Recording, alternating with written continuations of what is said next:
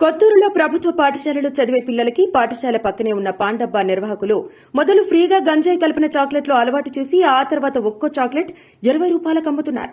ఆ చాక్లెట్లు తిన్న విద్యార్థులు పాఠశాలలో వింతగా ప్రవర్తించడంతో పోలీసులకు ఫిర్యాదు చేయగా ఆరా తీసి పాండబ్బా నిర్వాహకులను కొత్తూరులో ప్రభుత్వ పాఠశాలలో చదివే పిల్లలకి పాఠశాల పక్కనే ఉన్న పాండబ్బా నిర్వాహకులు మొదలు ఫ్రీగా గంజాయి కలిపిన చాక్లెట్లు అలవాటు చేసి ఆ తర్వాత ఒక్కో చాక్లెట్ 20 రూపాయలకు అమ్ముతున్నారు. ఆ చాక్లెట్లు తిన్న విద్యార్థులు పాఠశాలలో వింతగా ప్రవర్తించడంతో పోలీసులకు ఫిర్యాదు చేయగా ఆరా తీసి పాండబ్బా నిర్వాహకులను అరెస్టు చేశారు. కొత్తూరులో ప్రభుత్వ పాఠశాలలో చదివే పిల్లలకి పాఠశాల పక్కనే ఉన్న పాండబ్బా నిర్వాహకులు మొదలు ఫ్రీగా గంజాయి కలిపిన చాక్లెట్లు అలవాటు చేసి ఆ తర్వాత ఒక్కో చాక్లెట్ 20 రూపాయలకు అమ్ముతున్నారు.